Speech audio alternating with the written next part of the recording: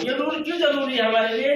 क्योंकि कहीं भी चले जाइए, आप अपने घर पे भी हैं तो घर में भी एक नियम है कि नहीं? जो हमारे अपलाइन, या मतलब अपलाइन हम कहते हैं हमारे पिताजी को या हमारे दादाजी को। अब मेरी बेटी और मेरा बेटा, ये मेरे भाई की बेटी, मेरे भाई का बेटा, वो अभी मेरा नहीं, मेरा बनाया हुआ घर का रूल नहीं है, मेरे पिताजी का बनाया हुआ रूल है।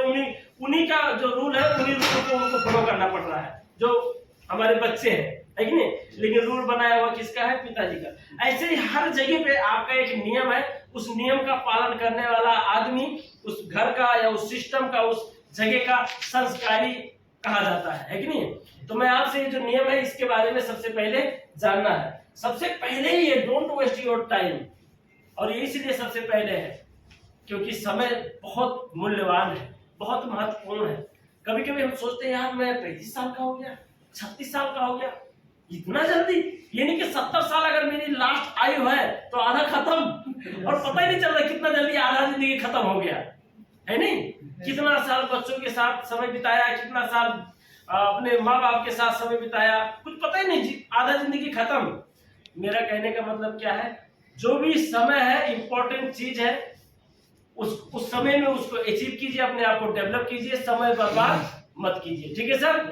यहाँ तक डन हो गया। चलिए दूसरे में चलते हैं। प्रैक्टिस मेक्स अस परफेक्ट, मतलब अभ्यास हमें परफेक्ट बनाता है। ठीक है? कोई भी चीज, आप लोगों ने रत्नाकर डाकू का नाम सुना है? यस। रत्नाकर नाम का एक डाकू था जो लोगों को मार मार के, चाकू मार मार के क्या करता था? पैसा लूटता था। एक दिन नारद जी को गया चाकू मारने। नारद जी बोले कि भाई एक बात बताओ, तुम ये पाप क्यों करते हो?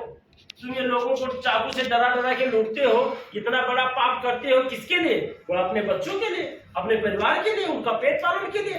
तो बोले लेकिन उनका तो पेट भर रहा है, लेकिन सारा पाप तुम्हारे ऊपर लद रहा है। बोले नहीं, मेरे ऊपर नहीं, उनका भी पाप जा रहा है, क्योंकि मैं उनके लिए काम करता हूँ, तो इस पाप का हकदार हमारे बच्चे और हमारे बीवी भी होंगे। बोले नहीं होंगे, जाके पूछ के आ जाओ।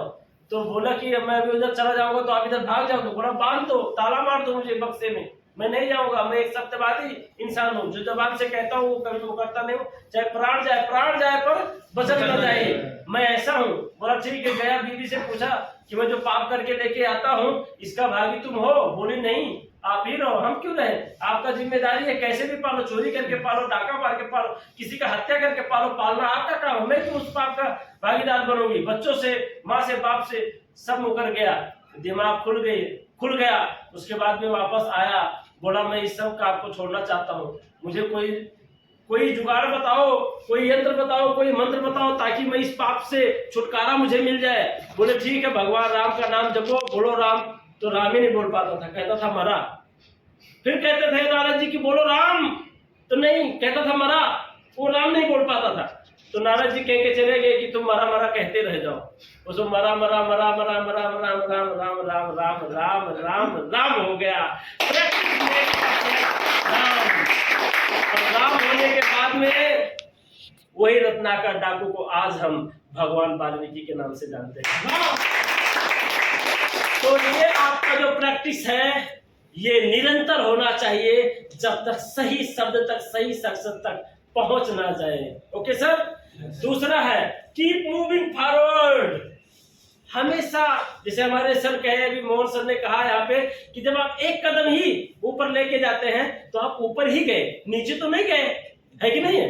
अच्छा, तो इसी तरह से रिएक्शन में भी एक ऐसा स्टेप है सर, देखिए कि आप अगर ऊपर चढ़ गए तो आप जानबूझ के भी चाहोगे तो भी नीचे नहीं आ पाओगे। ये सुनो, वहीं पे अटके रहोगे। अगर आप उससे भी ऊपर नहीं जाना चाहते हो, कोई बात नहीं, वहीं अटके रहोगे भले ही, लेकिन नीचे नहीं आओगे। और यहाँ तो एक ऐसा सिस्टम आ जाता है कि अगर आप कभी कभी तो नहीं चाहोगे, ऊपर नहीं जाओगे, तब भी ऊपर पीछे वाला धकेल के लेके चले जाते हैं। ये सुनो।